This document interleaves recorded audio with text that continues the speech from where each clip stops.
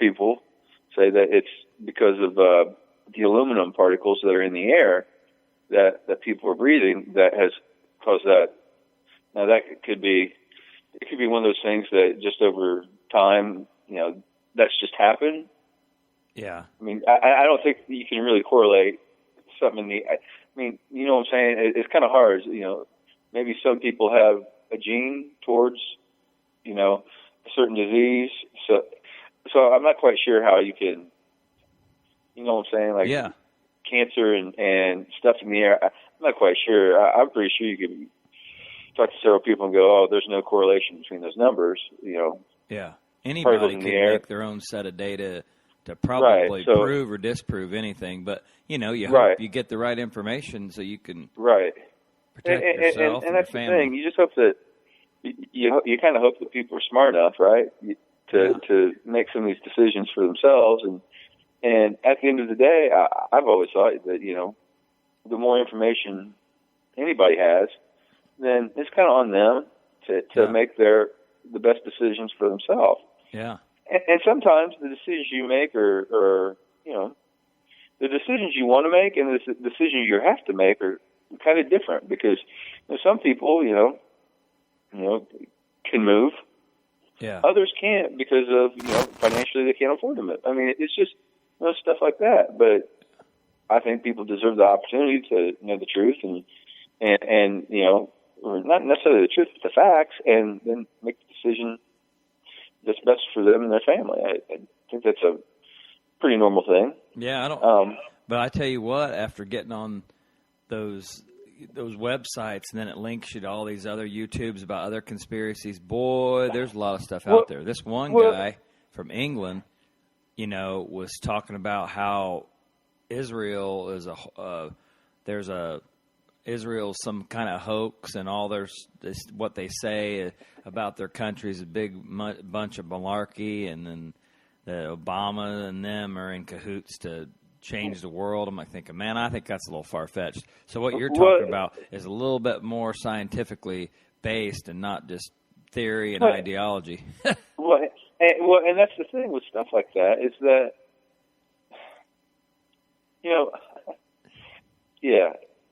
the thing about Israel, it's stuff like that makes, other things, it kind of discredits by being put in the same category as other things. Oh, yeah. When does, I guess the question is, when does something become true? And a story like that about Israel, I mean, come on now. Yeah, I know, but stuff like water, here's how it comes true. You can see that. Like you can almost see it. Like, you can watch the news and go, and the weather people are going, hey, why is it 65 in Vermont on Christmas Day? Yeah. I mean, well, that's the kind of same thing with, there's no such thing as companies providing health care and companies providing retirement and pensions before FDR. All that stuff was just like unheard of. Everybody paid for their own health, and everybody paid for their own retirement, and I love it. I love having that stuff. But FDR started that, and then eventually it's going to go away again, I think. And healthcare thing's going to be hard, but eventually most everybody now does not have pensions except maybe for a few cops, a few teachers, and a few firemen. And, we're going to have to start doing that ourselves, and big changes gradually take hold of you. I don't know. Well, it's ironic you said that, because in the same conversation, the reason I started researching the drought was because I was going to be teaching about the Depression. Yeah. And I asked my kids, who come from pretty tough background, financially tough backgrounds, and I asked them, I was like, guys, we see all the precursors to the Depression up here, drought, buying products from countries for, less money, heightened, a peak in the stock market and then a start of a decline. We see all these, precursors to a depression, but yet we're not in a depression that at least nobody says we are. We're not even in a recession right now, to be honest.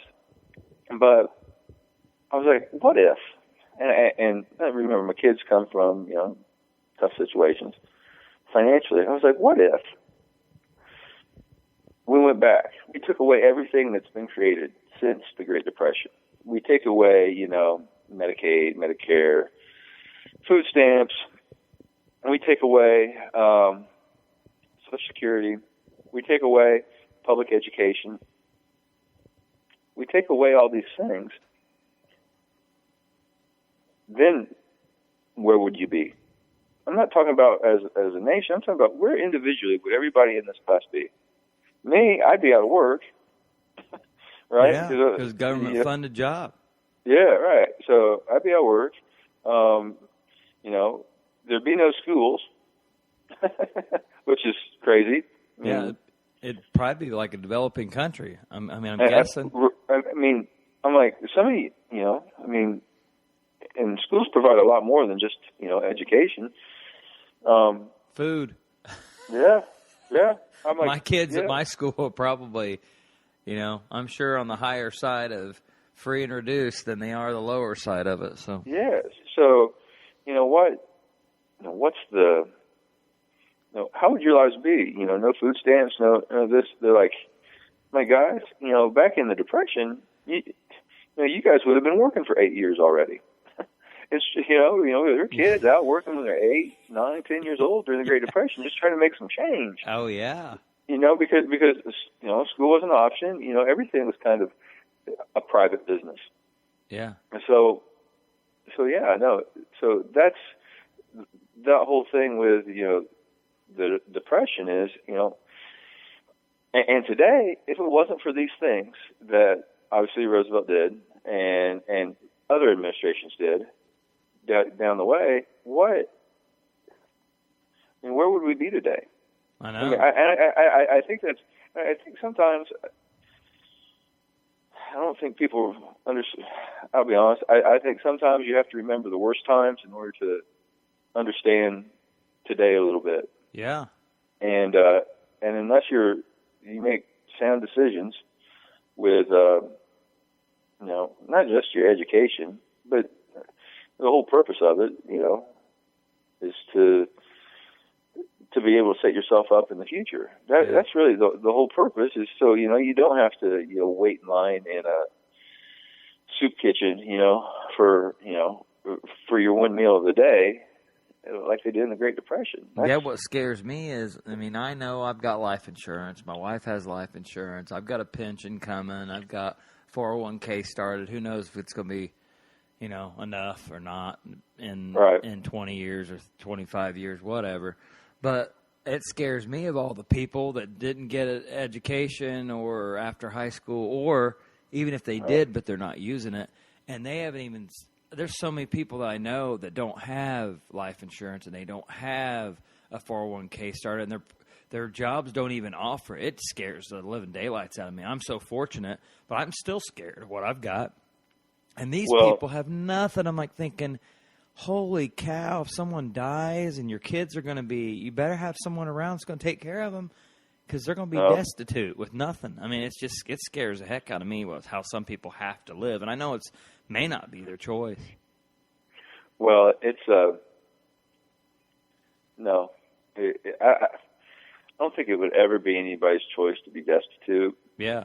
And there are a lot of things that go into that, It's, you talk about not just education, but you can talk about crime then. When people are destitute, and they can't get a job or get a job that pays a nice chunk of money, well then all of a sudden, ironically, you see the crime rate in certain places go up. And then, it has to do with a little bit, and there's a little bit of social in our society nowadays. It's not, and it never has been. But today, I think people are a little bit different. Back during the Great Depression, if you were poor, well then the thing to do was to work your butt off to try to fix it. Yeah. and nowadays it seems like, people, if they're destitute or poor, they go two ways. They either give up or they, turn to crime and start, they turn to an easy way out. And I kind of think that,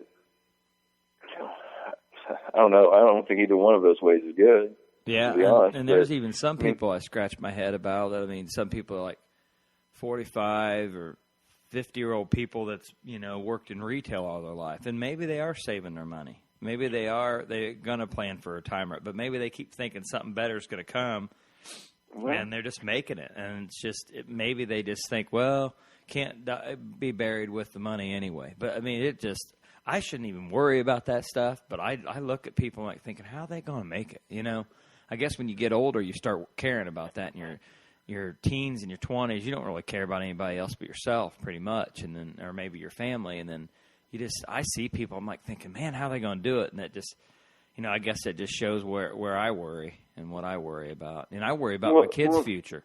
That's why I worry about the environment and health care and all this stuff. And I'm not saying I'm a Republican or Democrat, but I get real bent out of shape when people don't care about whatever, if the ice caps are melting or not, and people go, why do you care? I mean, well, I really don't want my kids to live on Mad Max Fury Road.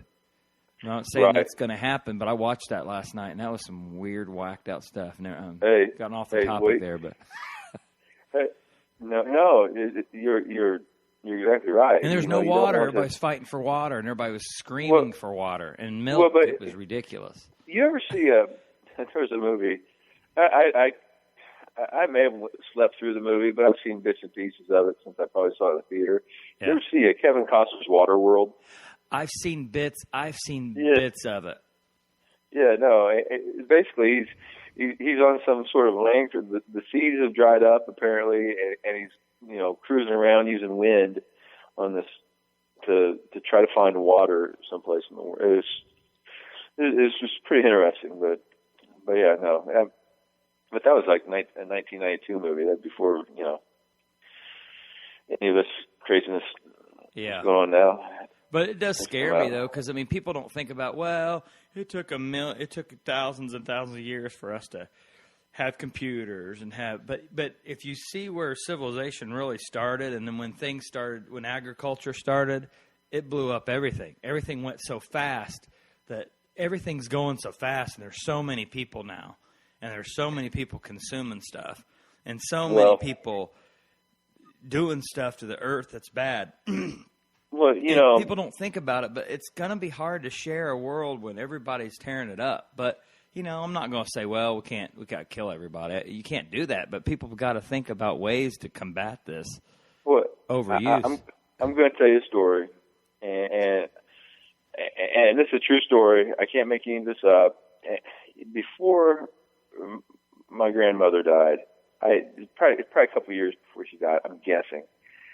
I asked her because we were going through 2011. The stock market fell, and 2008, trying to recover and all this. I was like, Grandma, what was the Great Depression like? Because she had been a kid during the Great Depression, and she was like, AJ, it was just like any other day. I was like, what? I was like, it was the Great Depression, Grandma. How could it? You're right. How could it have just been like any other day? There are people in New York City, jumping out of windows. You got people standing in line. You got the Dust Bowl going on. You got all this stuff in the nation that was going on at that time. People living in their cars, moving, driving west, trying to find work. All these things. And Grandma said, AJ, it was just another day. Things didn't really change that much for us. I lived on a farm. We planted our crops, planted a garden, preserved things, had animals. Things really didn't change. The life, that lifestyle didn't change during the Great Depression because they had already, they didn't have stocks. They didn't. So, you hear about the Great Depression, but, that was kind of that never really affected